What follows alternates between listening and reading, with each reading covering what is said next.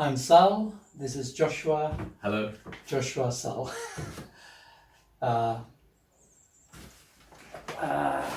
This is very ad lib, impromptu. We're just having a conversation with regards to a whole manner of you had a whole lot of questions. Yeah, well, we've always had these questions, and I was talking about filming it, never get around to it. So I've kind of like made a list of some of the things I've asked you in the past, plus new questions that are kind of like pertinent to myself. And we finally got around to having this podcast. So quite excited to be here, honoured to be sat in your conservatory. I've made a note of them because I've got a bit of a memory issue going at the moment. The first one I've got for you is about free will. If we've got no free will, how's our life playing out? Is it all preordained? Okay. Are we choosing within that? Is there any choice? Or is that just an illusion? It's a simple question. The answer is simple, but it's also complex. We do not have free will. We are machines. We have a personality. I'm Sal, you're Josh, and that label is an illusion. It's an illusion that says I am something solid and that has free will to do this, that, or the other, and we believe that. I say we're machines. So how are we machines? Well, we're machines. We have genetic DNA. And that is already imprinted within the DNA itself on how to be in the world to survive. Mm-hmm. It's, the spider creates a web, the birds create a nest. Where does that information come from? It's genetically encoded. And so we ourselves have encoded information within us at a very basic level to allow us to survive to some extent. The physical machine, I'm talking purely physical, not emotional or mental. The physical machine can bypass the other brains. So I should have said here that human beings have got 3 brains. So we think of in terms of the personality, I'm Sal, you're Joshua, but we're complex beings. We're a complex machine with 3 brains. The physical brain has got the DNA encoded, which gives us instructions on how to be in the world. You ride a bicycle, you don't have to think about it. You do martial arts, you train yourself so you can react quick before you have to think about anything. The human body has the facility to bypass the brain at that sort of a basic survival. You need to think really fast. In fact, you don't think, you go beyond thinking. And we recognize this. This is how we become good at something. This is how we learn to survive, navigate the world. Like when we're young, we have to learn how to use a spoon to bring it to the mouth. Nowadays, we just pick up the spoon, it goes there, we don't have to think about it. We call it muscle memory. So we've trained our bodies to behave so we don't have to be involved in the process because we are a machine. The emotional system, brain, the part of the brain to do with emotions, it is purely to do with the hormonal system. And so hormonally, and this is where emotions come in, emotions are the movement which is generated by this interaction with hormones and muscles. And again, it's not something we have to think about it. It happens, we are moved by it. In fact, how many times have we accused men of being led by their hormonal system in a sexual way? And their excuse is, that the brain ain't working and you go and do things and then you regret them. So hormonally we can be motivated to do things. We don't have to think about them. Again, that is a machine function. Then we have the mental brain. The mental brain is all to do with belief systems. We come into this world and we are meant to be protected by our family, by our herd. Now the herd instinct is part of the DNA, it's built in. However, there are an effect on that in the mind. So we are supposed to feel safe in the group, in the herd. Our parents, our siblings, they'll shout at us. You know, modern life is stressful for all of us to a greater or lesser extent.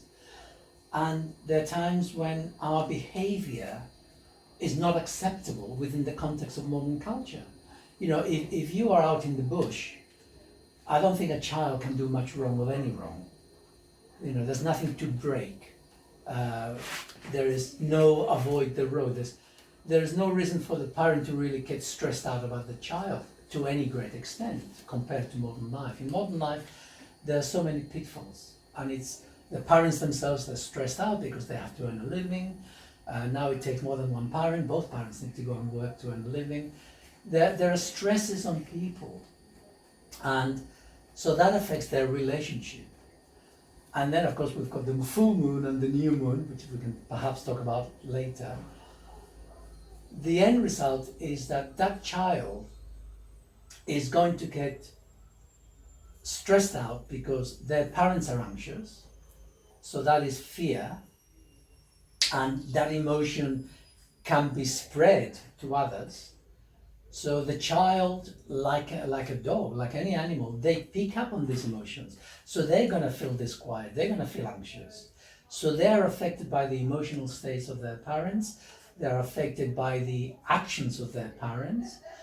And what happens is an environment that is meant to feel safe does not. And so that child now begins slowly, it's a slow process, it takes many, many years, but they start to feel guarded in like, how do they behave so that their parents, who are going to be feeding them and look after them, don't just throw them away, don't just kill them, or, you know, they learn to conform their behavior so that it will be acceptable to their parents. So they get the affection, so they get the, oh, good lad or whatever.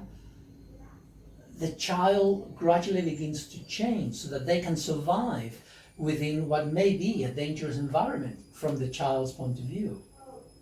I mean, most parents would be aghast to hear such a thing. But nevertheless, that is the emotional effect on the child. Mm-hmm. And of course, we're not even talking about siblings. I mean, envy, jealousy, you know, like, we have this in the Bible, right? Cain and Abel. You know, it's like one of those existential dilemmas. Mm-hmm. Where, you know, who wants the love? Who gets the love? Who gets the focus, the attention? So there's a lot to navigate through childhood, and that is purely within the family. Then you go out to school, you meet other children, then there is bullying, there is teachers who themselves are damaged, and so they're less than idyllic in the way that they behave to those children. Then they want those children to conform. You know, if you're rebellious, I mean, that's a label, right? It means you're not following orders, you're not doing what you're told, you're not being, you relate to that, right? You know, you're not being yourself, you have to conform. And the prize is that we begin to self-center, we censor our emotional reactions, mm-hmm. our emotional states. And we develop these programs in our heads of how to be, what is acceptable. And then we ourselves censor ourselves. So we become jury and executioner. We tell ourselves how to be in the world. Gradually the mind begins to take over. All those mental belief systems begin to dictate how to be in the world at the expense of the emotions. So now we've got the physical, that's full of rules and regulations, the emotional, which has learned to conform by suppressing emotions, which become somatized in the muscles.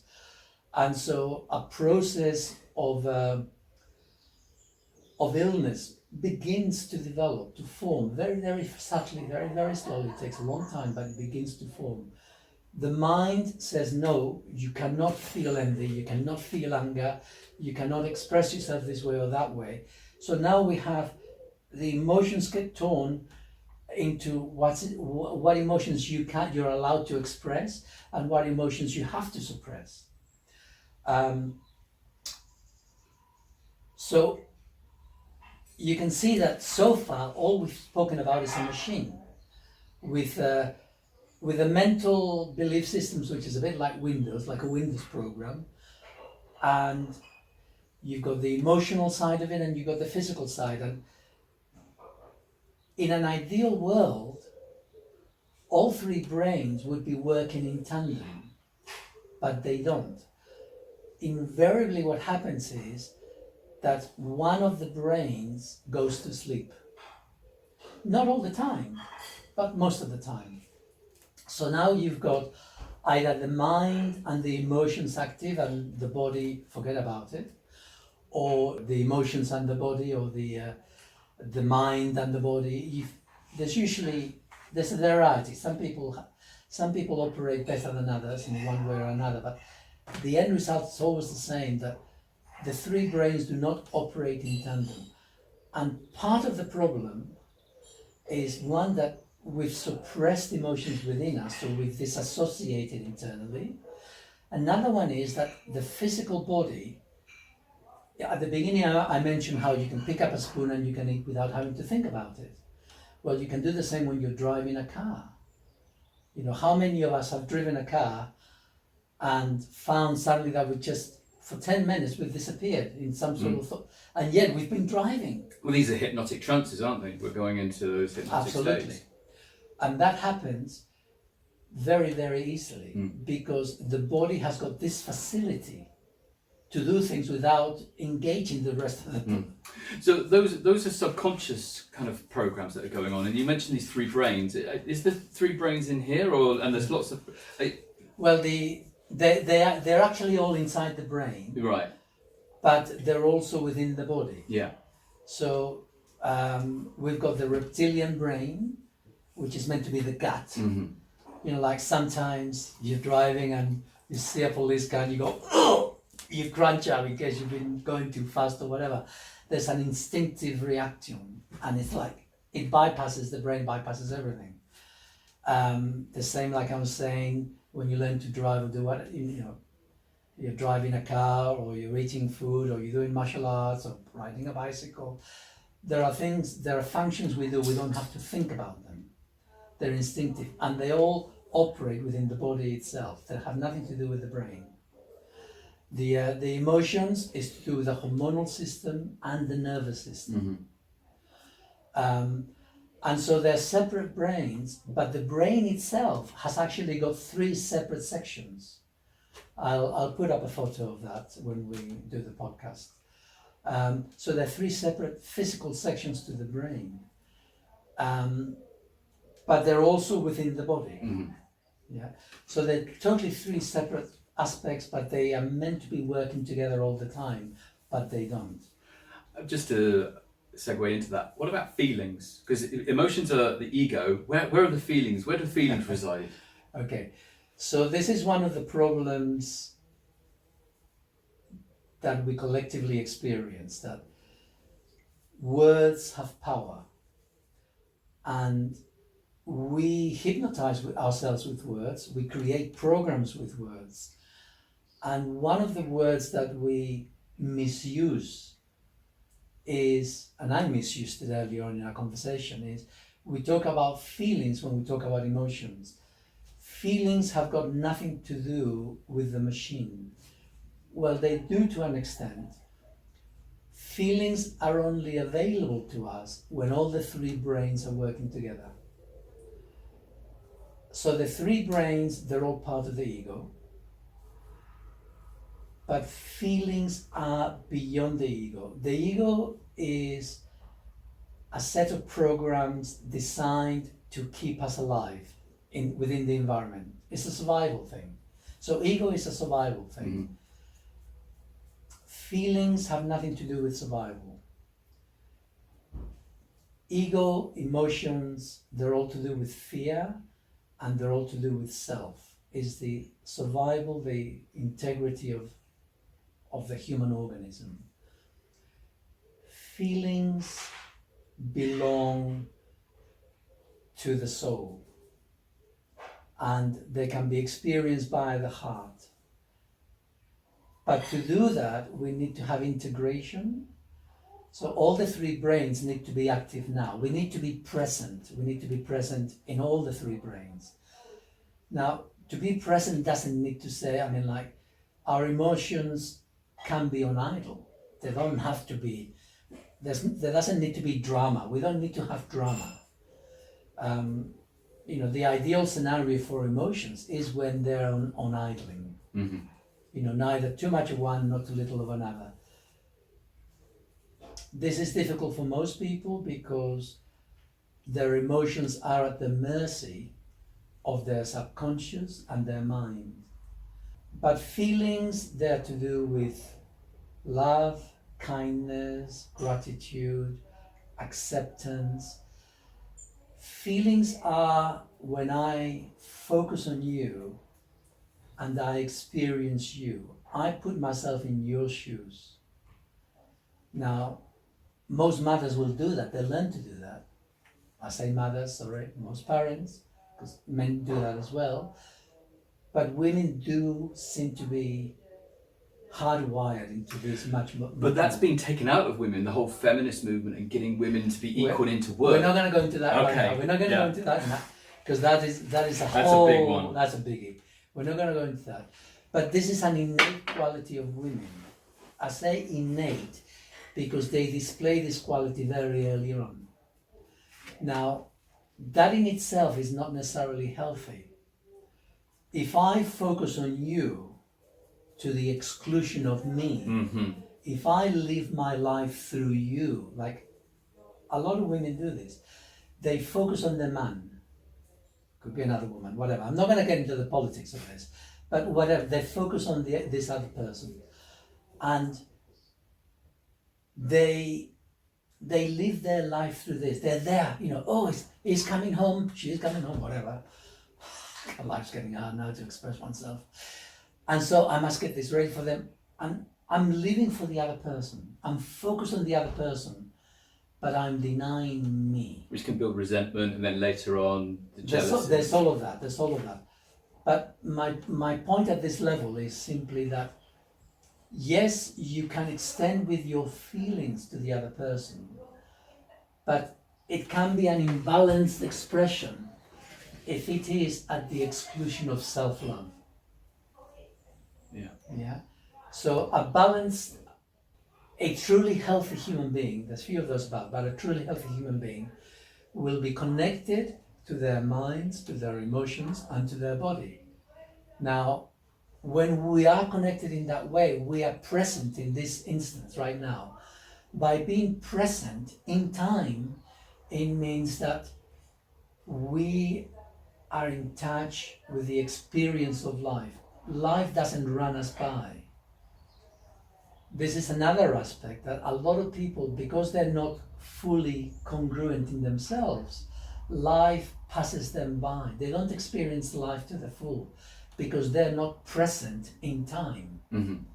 And so this is an important aspect.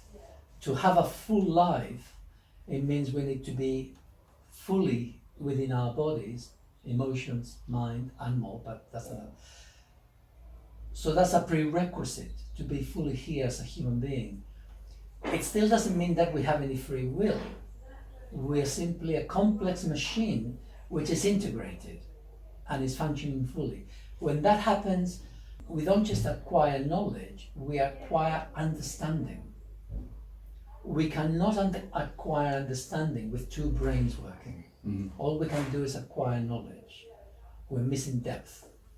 And so we need all three brains. So, most people will get three brains working, but it's in drips and drabs. So this is what's required. But so far, we're still a machine.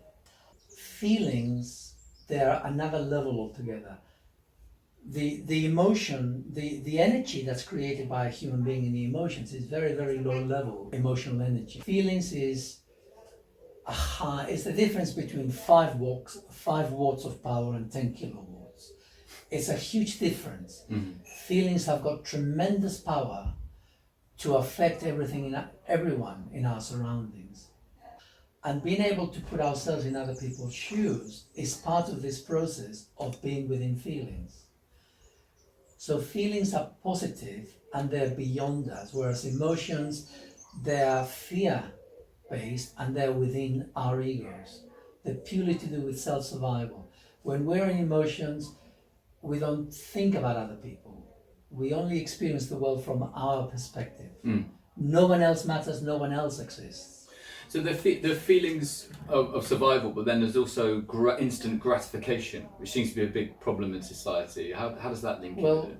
that's emotions. It's emotions, but why do we crave this instant gratification? Is it Why just do we crave gratification? Well, that's a whole variety of reasons. If we talk about a physical level, food-wise, people, corporations, whoever creates all these pizzas and all this so-called wonderful food, they're deliberately designed to hook you into eating more. You know, it has more salt, it has more fat, it has more of Sugar. whatever, sugar, yeah.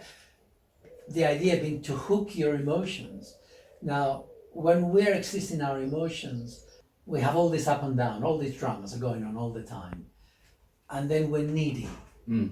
We're emotionally needy. We want people to love us. We want people to like us because we want to belong to the group. It's important to belong to the group because that's where we feel safe. We'll then go and we'll have some ice cream, or we'll have a pizza, or we'll have some dope, or we'll have something that will assuage those emotions. It will bring that emotional intensity down. And so we then experience ourselves as more calm. That need for something is to assuage an imbalance, an internal imbalance. But it doesn't get us anywhere because it's all part of the disturbance of humanity at the moment. And why are we kept in these lower states? Are we kept in these lower states? How are we doing this? How we kept? You ask all these complex questions, right? We need to come back to soul. We are a machine, and we do not have free will as a machine.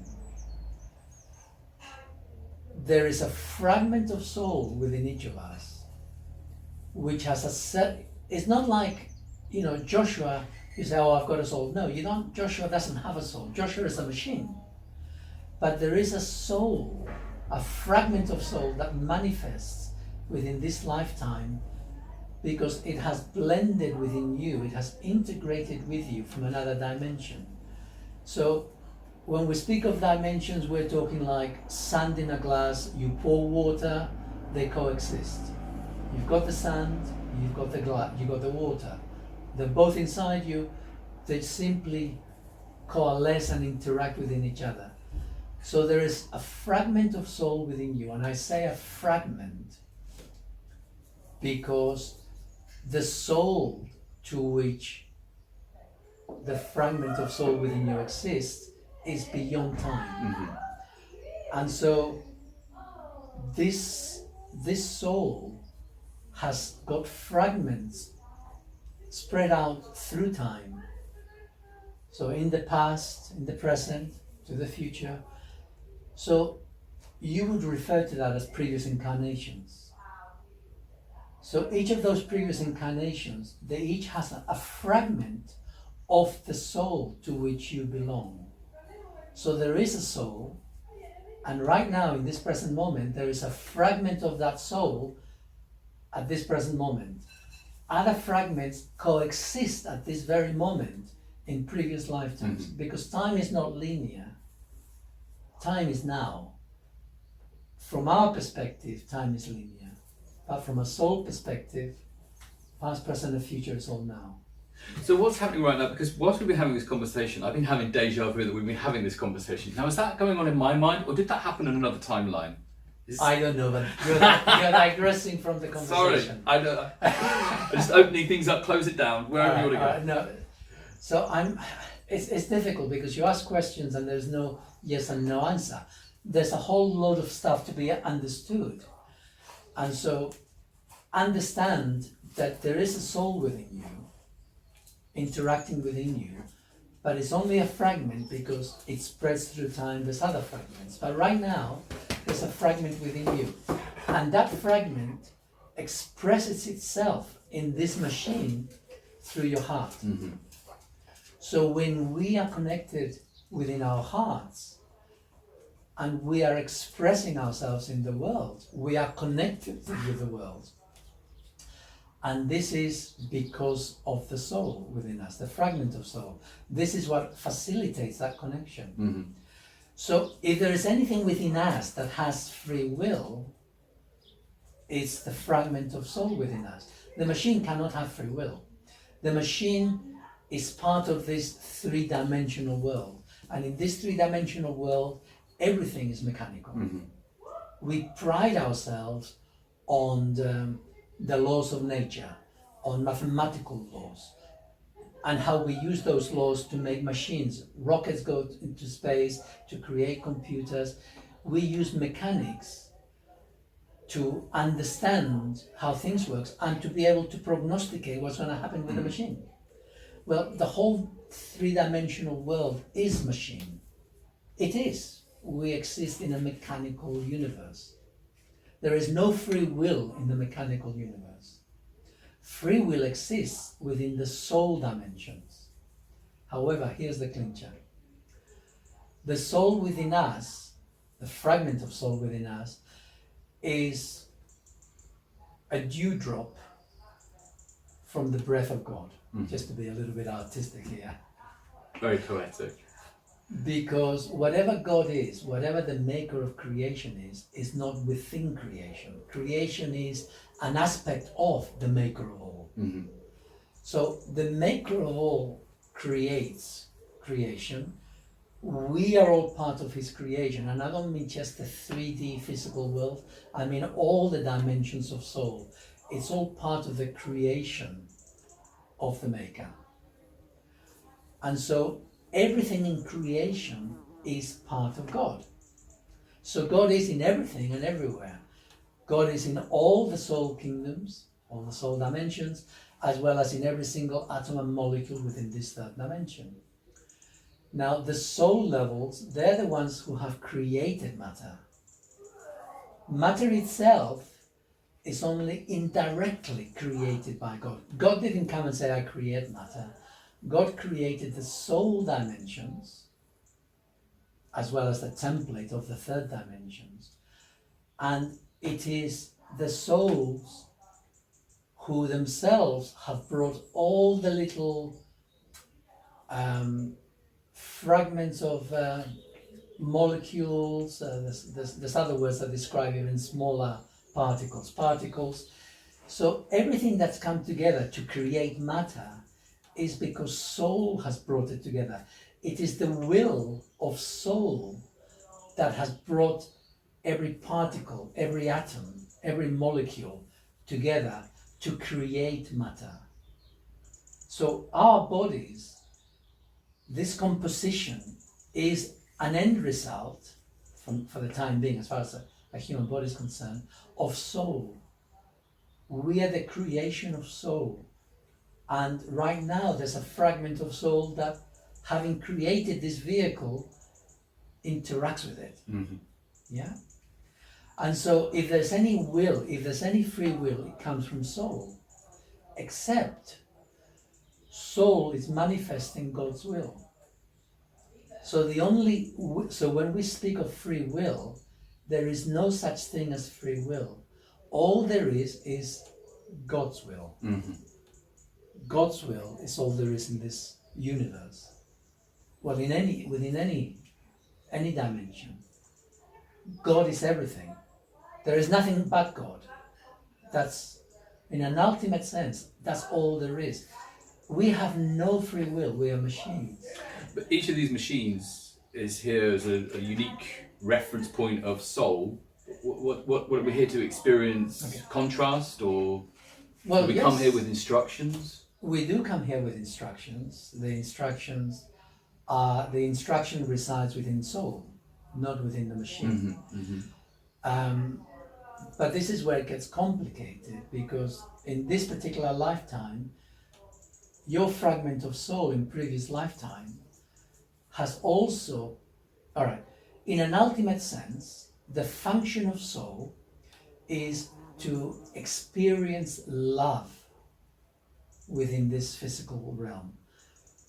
We are meant to be able to, we're meant to be a fountain of love. We're meant to be creating the energy of love to maintain the balance within the universe. Mm-hmm. Love is what keeps everything working.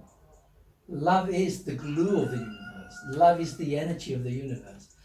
And our job, not our job because we're the machine, but the job of the soul, the fragment of soul within us, is to generate love, the energy. That is what we're meant to do. But unfortunately, we're hampered in this regard. We're not doing what we're meant to do, in part because every time that this fragment of soul has incarnated, the fragment of soul blends with the human body when it's 4 months in the fetus. So up to for the first 4 months, all that's moving in there is a machine. At 4 months, the fragment of soul begins to blend and integrate. And when we're born, soul is fully present. And we're loving little babies. You know, we're perfect. And then life hits us. And then we go downhill. So that is the function of soul. However, for a long, long time in Earth's history, we have been damaged. We are damaged by our parents. It's a bit like a virus across the generations. We come to damage parents, the parents damage us, we grow up in a damaged society, in an animalistic, barbarian society, and so we damage our children, who in turn damage their children, and so we go through the generations. And even today, we're still all highly damaged. So we come into this world with the best of intentions, our souls, the fragment comes with the best of intentions, but they have all that luggage from previous lifetimes which have not been addressed. Mm-hmm. Their experiences which have not been fulfilled, have not been worked through. Because in an ultimate sense, our soul interacts with this third dimension for the experience of it, as you say, for the contrast. There is no good or evil. I know that we speak in such harsh terms, but there is no good or evil, it's simply contrast. There is love and there is ignorance. A lot of damage is created with ignorance in this third dimensional world. Not all souls, not all fragments of souls that interact in this earth, we'll limit ourselves to this earth, have got the same agenda. Some souls come here for certain experiences, which may be laudable, and they're ready to experience love and congruity and, you know, the expansion of mankind. Other souls, they haven't got that far. They're still experiencing ignorance and basic negativity. They're operating at a level which we would call fear-based level. They're not ready to move beyond that. They can't move beyond that. They're stuck. They're stuck in that situation. Politicians, anyone? You know, there are people who their whole life, all they want is power, control, to be in charge of other people, to tell other people what to do. The fragments of soul which are ready to move on, they're not interested in that. They're not interested in telling other people how to do, how to be, who to do, who to speak with. Live and let live. Let everyone do their own thing. We're not here to judge what you do or how you do it. We're here to experience love. That's what we're after. But there is a large proportion about a third of humanity who are stuck. They're stuck in this level of fear mongering, and they're not ready to move beyond that. That's where they are. Unfortunately, emotions also have power. Not a lot of power, but they do have power, and they have the power to create reality. And so they are generating a reality of the fear of the herd. And it's a depletion. It's never going to grow anything. It will positive. never grow. Only love grows. Emotions suck. Emotions are vampiric. It's all about giving me what I don't have. So emotions, they're vampiric in nature. They're about give me. I need to be loved. I don't have enough love in me because I'm not connected to my heart. I need to be loved. Love me. So we look at our children. Oh, they're so beautiful, so gorgeous. Come and give me a kiss. Give mommy a kiss. Come and love mommy. Not let me give you a kiss. Let me give you a hug. We don't speak like that. You listen to anyone. Come and give auntie a kiss. Or, we always speak in terms of give me. Gratification, again, this need for gratification. It's our need. So all of that is ego. There's nothing wrong with that. But it's limiting. I personally have no problem with people being like that. It's another world from mine. The problem I have with that, if it's a problem, is that they are controlling reality. This 1/3 of humanity unwittingly are controlling humanity, but not because they're just controlling it themselves. This has been going on thousands and thousands of years, to be exact 3.5 million years, but hey, give or take. So this sickness, if you like, has been going across the generations, and so we've got souls who are ready to wake up, who are ready to experience love. But then they're born into damaged families. Why are they born into damaged families? Because they're still carrying over. They've got previous fragments of souls from previous lifetimes who still haven't finished emotional business, which is still affecting them. And there are issues which still have to be cleared up. And so we come into this lifetime, and we come, because there's nowhere else, we come into sick families. I don't mean sick in a prerogative term, but we come into families which are damaged. The parents are damaged. They exist within ego. They have small moments when they connect with heart, but the few are far in between. Life is too stressful. There's too much going on. Then the full moon comes, the new moon comes, and everything goes to hell for a little while.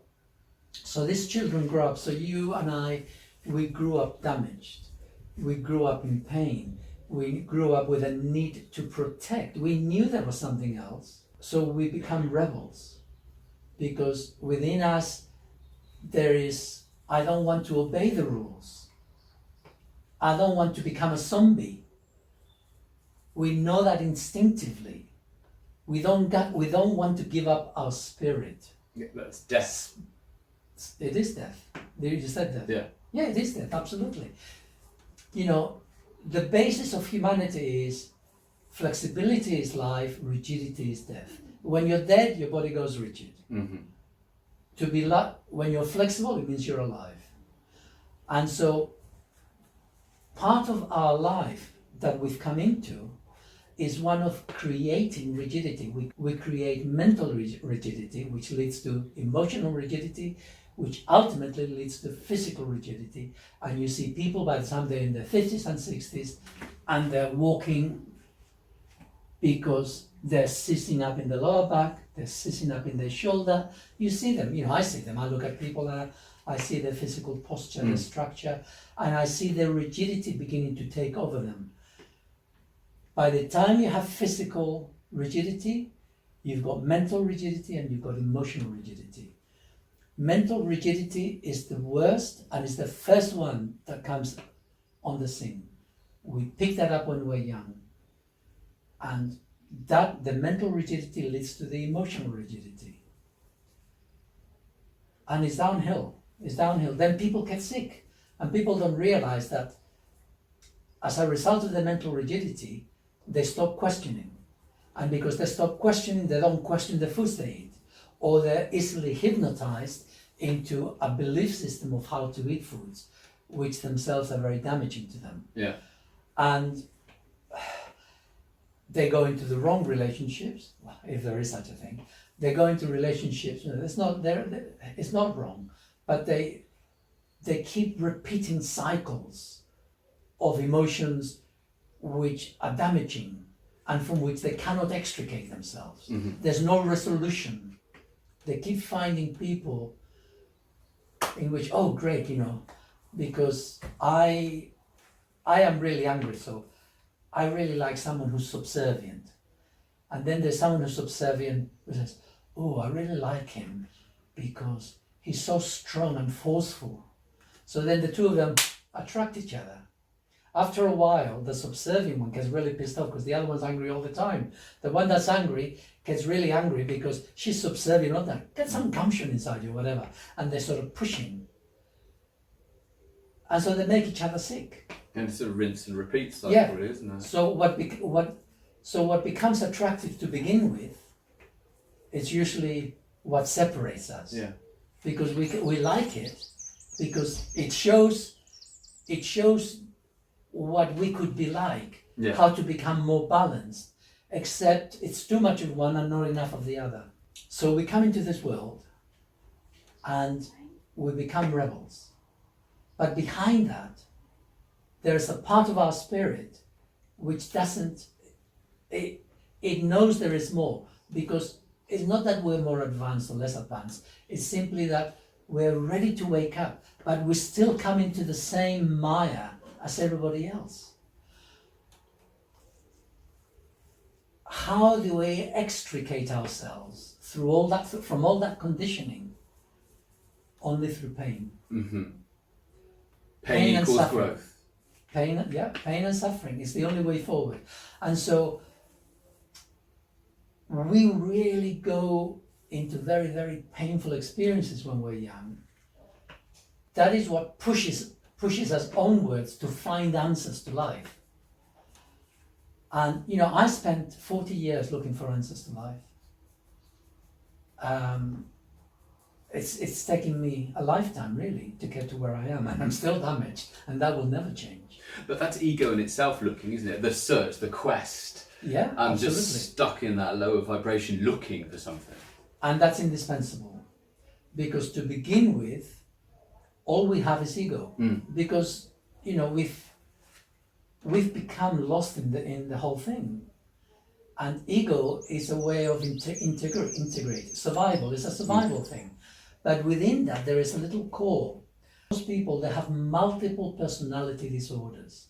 People think that just one person. I am Sal, you are Joshua. No, I am Sal in the morning, I'm a different sort of Sal in the afternoon, I'm a different sort of Sal in the evening. Depends with who I am or what I'm doing, or whether I've had a cup of coffee or not. We are at the mercy of the world. All of us, we're at the mercy of the world. Or is that not just emotional regulation? Pardon me? Is that not just emotional regulation? I don't know what that means. So if I've had my coffee, or if I've acknowledged the fact that I'm going to be moody, I can code switch and just, no, I'm going to not be that. Okay. Is that choice? Well, sounds like a choice. No, it's not. There's no choice. And then, it's interesting. I've always had an image in my mind when I'm an old man with my grey hair, my silver years, I'm going to be on a bicycle and a horse, and that's what drives me. Is that what keeping me and my body optimal? Or is it that spark in me that's going on? Okay. Keep around that, keep on that. Right. So the process. This is the process. Because so far I've just spoken as to how we're machines, we're egocentric. There's not much to us, etc. How do we move beyond that? And there is only one way forward, because as you quite rightly say, we're an ego. We're ego. Somehow there has to be one part of ego that becomes bigger than the rest, so that we're not so fractured, so that we're more coherent, so that we have a vision of where we want to go to. And so, a case in point, I wanted to learn Tai Chi when I was a young lad, and so I went to classes in Tai Chi, and my wife said I want to learn Tai Chi too because I was doing it, so she came in with me. So we went to learn Tai Chi, and I realized that we were just doing it once a week, and I was never going to learn it this way. So then I got a video of the lessons, and I took those home, and then I applied myself, and every day I practiced. Mm-hmm. My wife only went once a week. That was enough for her. Within a couple of months, I was with the advanced class. You know, this is Western Tai Chi, not real Tai Chi, but I was in the advanced class because I'd learned how to do the movements and I was practicing. My wife was still at the bottom of the class because she was only practicing once a week. She would never get to the top class because there wasn't enough incentive. My incentive focused me, and the more I focused, the more I did, and the more I did, the more that part of my personality grew. So now there was a part of my personality that prioritized me learning Tai Chi. Mm-hmm. The same thing applies to self-development. I was 17, what's life all about? I wanted to commit suicide. Life, you know, who wants to be in this world the way it is? I started to look for spiritual groups, for some reason to be alive, something that meant more. I discovered Gurdjieff, and I became totally engrossed with Gurdjieff. Now, my English wasn't very good. I'd only been in this country about 5 years, and I was reading this heavy tome, and I only understood one word in 10. But I kept reading. It was Ouspensky's The Fourth Way. I kept reading this book. And so my personality began to grow around Gurdjieff and Ouspensky and J.G. Bennett, who followed. And I became really focused on that. And so a large part of my personality was now totally engrossed in that. And from there, I moved on to spiritual healing and to Gestalt psychotherapy. But it was always the same focus of learning about me, how to heal myself, how to understand what's going on. So one thing led to another, but all the time, my personality became more and more congruent within the label of spiritual development. Mm-hmm. It was all still ego. Yeah. For 40 years it was ego. But a day came when I began to deal with those emotions which had been suppressed within me, within my body. As I began to release those, it became easier for me to connect with my feelings. And as I connected with my feelings, I began to forgive those people who I had considered myself to be victimized by, like priests in my childhood, my mother. I had emotions which were in the way that kept me enthralled to my ego. Because when we're a victim, we're enthralled to our egos. When we're angry with someone, we're enthralled to our egos. And it's not an easy thing to do, to get to the point where we can look at our lives and we truly forgive those people who we have felt, we have experienced ourselves as having been damaged by. Once I forgave, and they were biggies, they were so big that I was completely unaware. They were the hidden dimension within my ego. Mm-hmm. So there was the surface dimension of my spirituality, big, but it was still ego. But behind that was my damaged self getting in the way. And all it took was forgiveness. Because with forgiveness, I was in my heart. Mm-hmm. And as soon as I was in my heart, I was now beyond my personality, my spiritualist personality, which is still my ego. Yeah. But once I am in my heart, I'm now beyond that. It's still part of me. It will never disappear. It will always part of me. But now, I don't take myself seriously. Mm-hmm. Yeah. My spirituality is my ego. Only my feelings matter. Only my connection matters. That doesn't mean to say that I don't go down. Of course I do, I have my moments. Full moon comes, hey, I get irritable just like everybody else. New moon, I start to question all manner of things. Question my own sanity. Because we're all at the mercy of the moon. But within that, I've managed to reach a level where I can separate because I have congruity. I am in my body by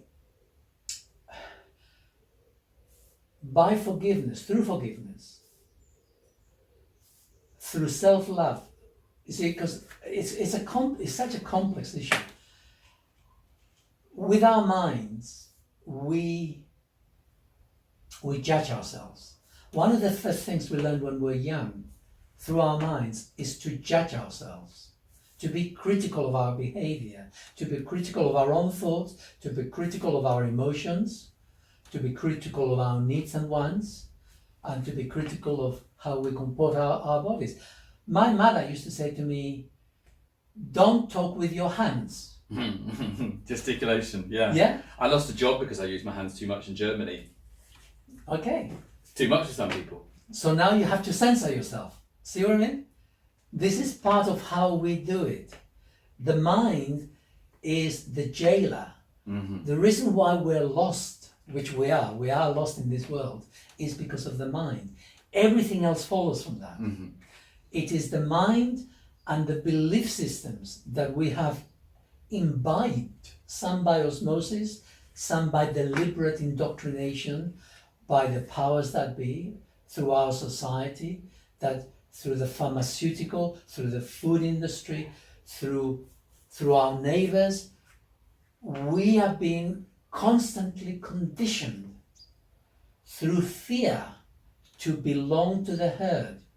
If you're a Christian, just not because I have anything against Christians, but if you're a Christian and you join a particular church, so you're now with this particular church, as long as you are devout, you go regularly to church, do all the good bits, etc., you have friends around you. Mm. But if you start to question those beliefs that you've been indoctrinated with, then you start missing churches, that, the other. Before you know it, you've lost your friends. You're no longer part of that particular herd. You're not obeying the rules. You're not obeying the rules, absolutely, and you're questioning. Yeah. You found that with your job, you started questioning, right? Mm. The one thing you do not do is you do not question. Compliance. Absolutely, compliance is everything. And this is in every facet of our lives. Yeah. What is it that, I'm just going to digress slightly political, Jacinda in New Zealand, what did she say to the people during the lockdown? If you want to know anything, you ask us.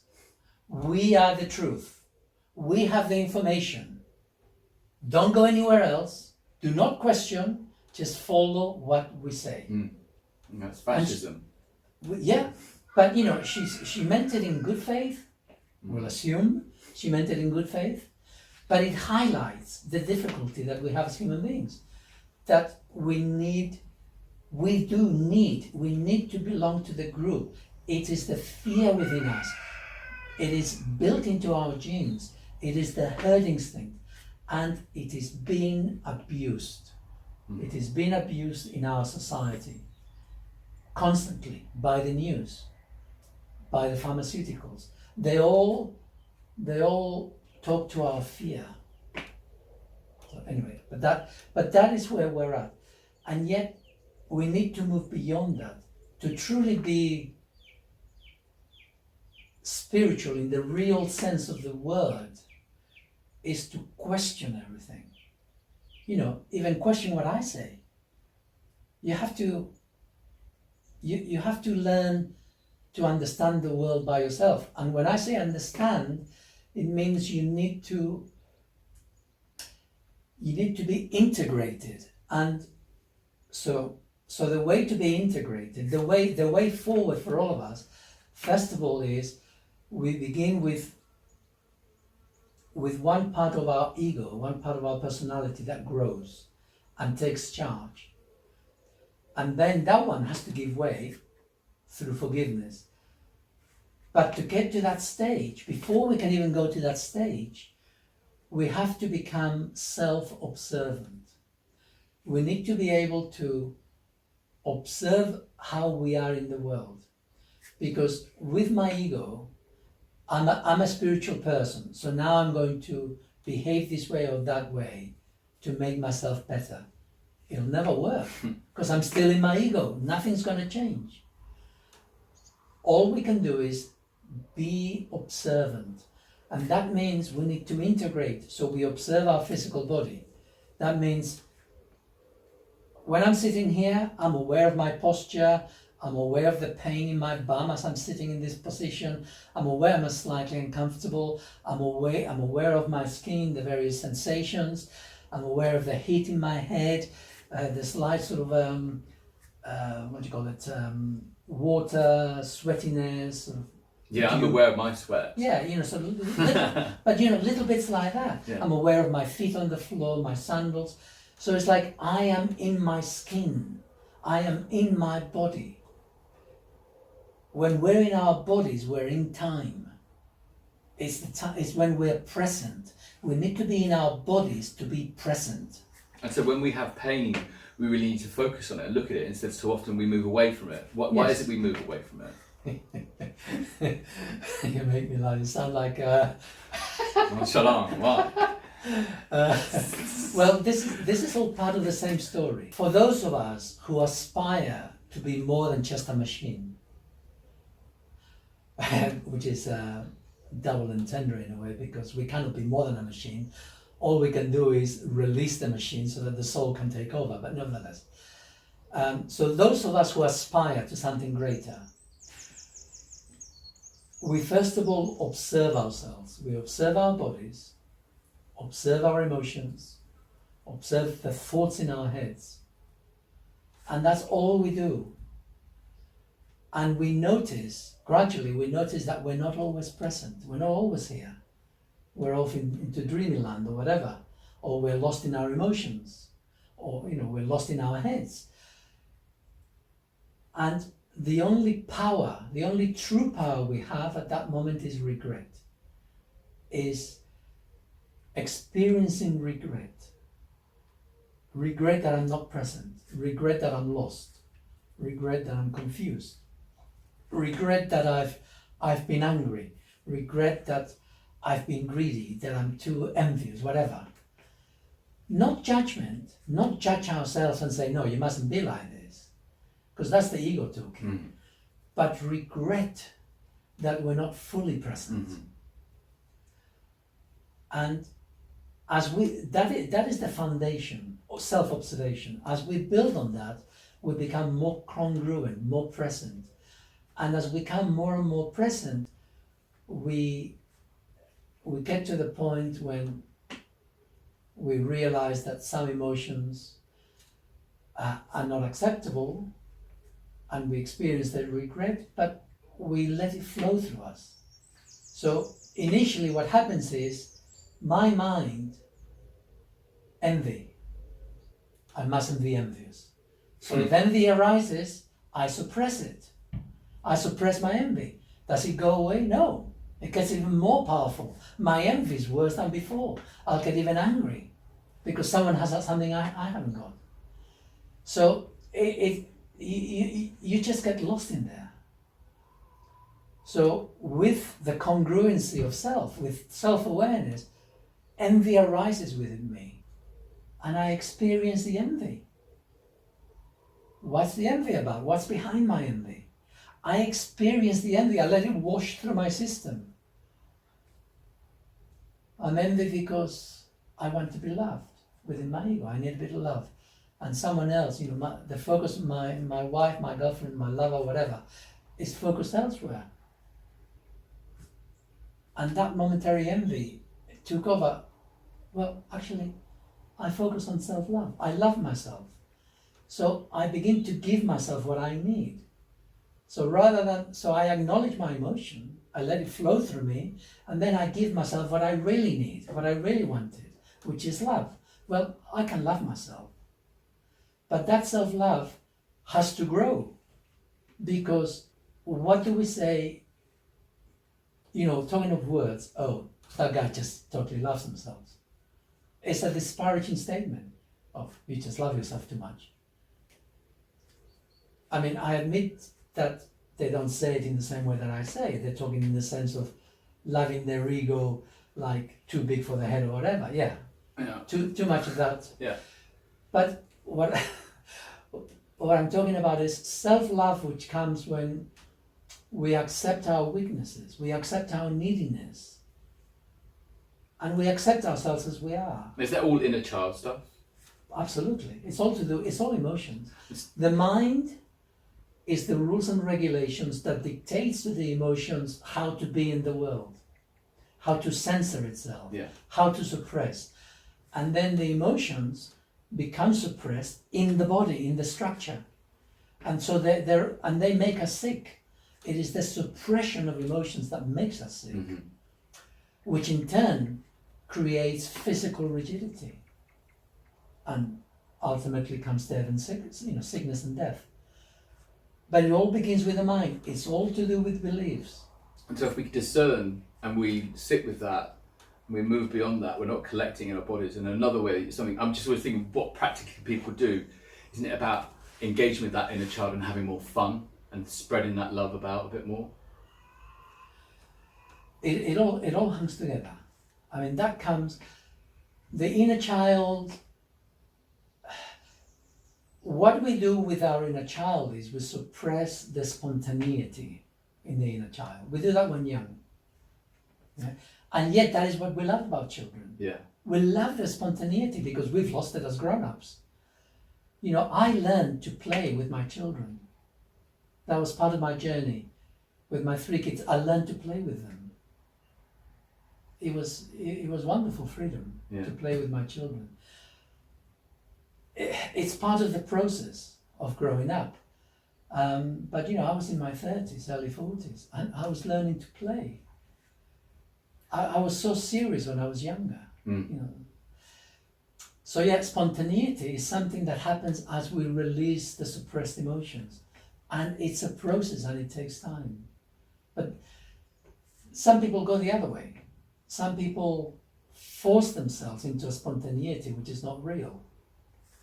And all I suggest is that we become aware of ourselves as we are without judgment, because it's the judging of ourselves that is at the bottom. It's the biggest problem for humanity, the way that we self-censor, the way that we control ourselves. People say, but you have to, because otherwise you go and kill somebody, or you do. I say, well, actually, no, it's the other way around. It's because you self-censor that you end up blowing a fuse and you go and do something horrible. Yeah. If you did not self-censor, if you were happy with yourself, everything was flowing, you wouldn't get to such a stage. You wouldn't blow a fuse. It wouldn't be building up. The pressure's I'm talking of blowing a fuse. Come back to your question about pain. Our mind, I speak of our mind like it's the devil, but it isn't. It's the jailer, but we've created that jailer. And it is only trying to protect ourselves, because what happens is that we're young. When we're young, we experience pain. And the pain is because of our anxieties to begin with, because of the emotional dynamics within our families. And there will be times when suddenly we'll get like a sort of tightness inside us. And that becomes really painful. And the mind will then try to help us, because that could blow a fuse. That sort of intensity can blow a fuse. So what the mind does, in conjunction with the physical body, is that we then hold our stomach muscles. We stop breathing. We have to keep breathing. We're not breathing from down there. Something has to give, so and we go up into our chests. And then little by little, this becomes the norm. So now we've learned that emotions may be suppressed in the lower abdomen. And these are instinctive, low-level emotions to begin with, nothing too complicated, perhaps. But our mind is now begun this process of holding. And we gradually learn that pain is bad. Now, pain is neither good nor bad. I'm going to be a little bit crude, but orgasm is pain. The experience of orgasm is the excitation of nerves to the point where it's too much. Mm-hmm. And we experience that, we've learned to associate that as a pleasurable sensation. So pain itself, the excitation of the nerves in that way, is neither good nor bad. It's simply, it depends on context.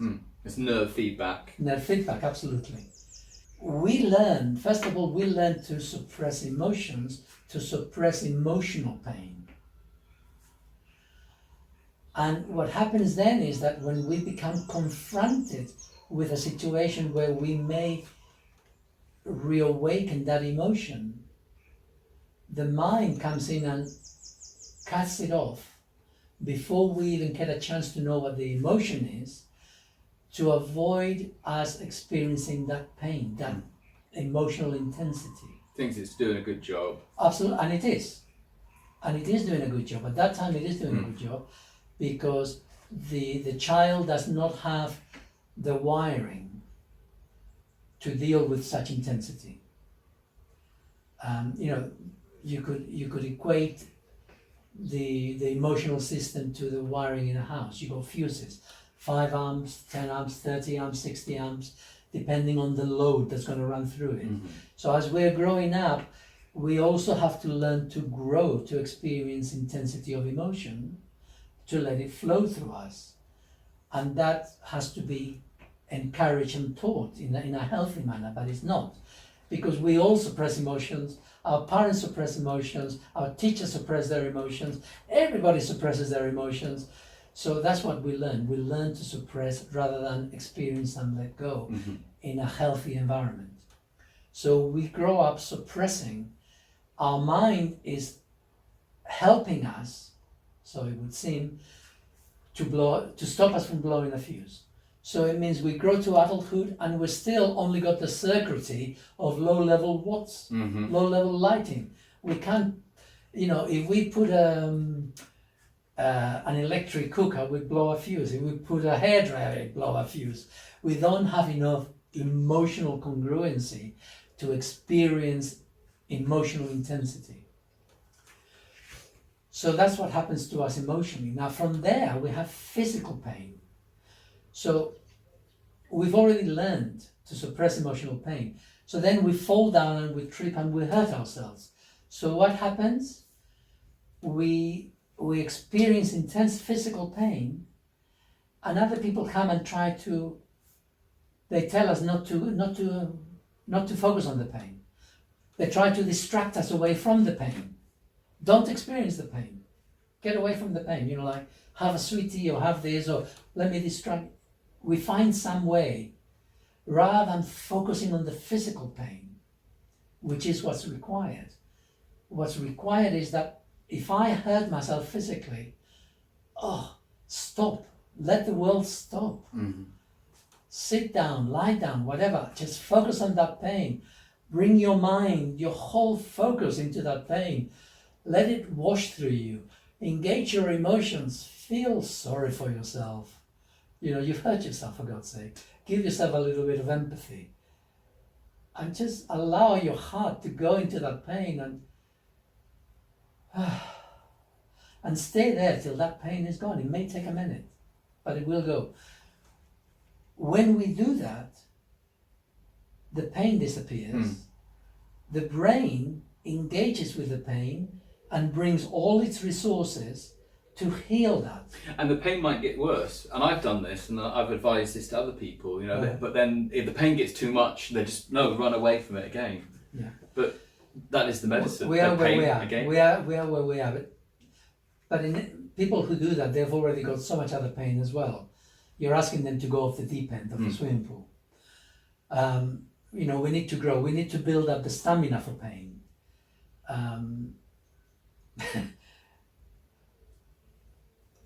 An ex-wife of mine once, she ripped one of my testicle skins, and I had to go to the hospital. And I know, and this is many years ago.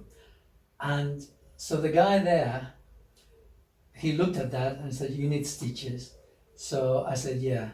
He said, "You need at least 3." I said, "I think I need about 8." I said, "I think I need 8." So he said, "Shall I give you something to numb the pain?" I said, "No, I just want you to do it, please." So he said, "Are you really sure?" Of course, he was identifying if it was him, Yeah. he would not want to experience the pain. So he went and he did 3 stitches. And I looked at it and said, "That is not enough." And I swear, I thought he was going to faint.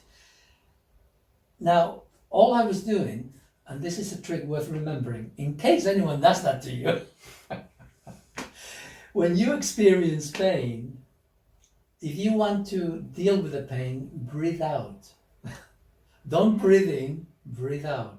Breathe out slowly and measurably, and you will be surprised at how little pain you do experience. So with the out breath, pain does disappear, physical pain. My point there being is that we can experience intense pain and it's not that painful. You know, whenever I've been to the dentist and they want to put me to sleep, I say, "No, I don't want to go to sleep. Just tell me when you're going to do whatever and I'll let you know if it's too much." And when I do is I just lie there, breathe, relax. And when they're doing it, I just very slowly just breathe out.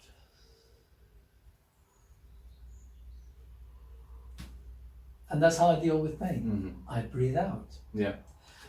So physical pain, we need to experience physical pain. Now, in terms of acupuncture, I used to have some people who, when I would stick a needle in, I would do it the first time, and the second time, their mind had come in.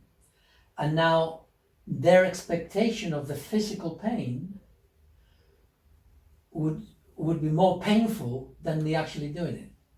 So they couldn't really cope. They were too anxious, too fearful of the pain. They had put themselves into a painful state, even before the needle had gone in their minds, in their imagination. Mm-hmm. So their mind was stopping them from actually the experience. There were other people who I would put the needles and they didn't give it a thought because they were disconnected from their bodies. So that's the 2 extremes. Right, yeah. We want to be in the middle. We want to experience pain because sometimes pain is inevitable. Mm-hmm. And so we need to experience pain. However, it is important to experience pain lovingly and with complete focus and awareness. When we damage ourselves and we disconnect from that pain, the area does not heal.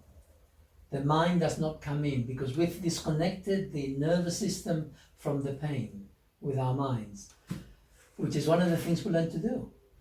You know, it's a very powerful thing, but it's not really very good. So we need to learn new tricks. We need to learn to breathe out when in pain, and we need to learn to focus on pain and send love to ourselves, feel sorry for ourselves. You know, moving beyond the ego doesn't mean to say that we don't have ego. My ego is, you know, I am a damaged human being. I am fully damaged. I own up. I am a fully damaged human being. I will never heal myself from my damage. It was created when I was young. I'm too old to change it. It'll be there. All I can do is love that part of myself. I love the damage within me. Not so you can, you know, I can go and run amok, but I damage because I acknowledged that there's that neediness within me. There's that part of me that will always be damaged. But you know, it goes so deep because, I mean, I witnessed like a homeschool child who doesn't have TV, and he was on a scooter and he fell off, and his immediate reaction was to be this, "Nope, I'm okay, everything's fine." He didn't honour that. I could see he was in a little bit of pain, but he didn't want to show pain, didn't want to show the fear. he's a man, maybe that's it too, and Yeah. therefore he must get up and just like, I'm fine, everything's fine. Yeah. Let yourself, are you okay? So those are the two extremes. Yeah. Then you have the opposite. You've got the ones who go, "Ah!" But what they're doing, they're disassociating from the pain through their drama. And that's so addictive, isn't it? So both extremes, okay, they're both extremes. We want to be in the middle. We experience pain, and we need to learn to experience pain, because I spoke of the wiring circuit, yeah, operating at 5 watts. It is through the experience of pain that we build the intensity, the ability of our intensity, resilience. Yeah. It's a great analogy. And we need to do this emotionally. My envy, to begin with, is too intense. I switch it off. I can't deal with my jealousy. Okay, it will turn into anger because I cannot experience that. It's too painful. It's too intense. Whatever it is, I allow my emotions to arise. I experience the pain. I go through the grief, the sadness, the anger, whatever it is. I experience my emotions, and I gradually get stronger and stronger, and my capacity to experience strong, powerful emotions increases. My wattage has now at 60 amps instead of 5 amps. I can take a lot of intensity without losing it, without losing who I am. And that's what we're after, integrity. The integrity of the human being requires for me to be in my body, to be in my emotions, and to be in my mind. Mm-hmm. And that's what being a human being. This is, I spent years developing this spirituality part of my ego, and that was really important. But now that I moved beyond my ego, I now put that in context. I can see that isn't where it's at. That's not really what's important.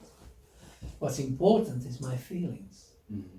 That's all that matters. Congruency of the machine, looking after my machine by feeding it properly, giving it the nutrients it needs, taking care of it, being good to my machine, and my feelings. That's all. I mean, that's all that matters. Yeah. Because once we're in our feelings are all powerful. I didn't want to say that word because it sounds a bit like, but we are all powerful from the point of view of our personal reality. And it is my wish and hope that more and more people will start to move beyond the spirituality to the real meat of the subject, which is the feelings, which is self-love, forgiveness, and acceptance of ourselves with all our foibles, and non-judgment of ourselves. We don't judge ourselves, we don't judge others. Mm-hmm. Just judge my dog.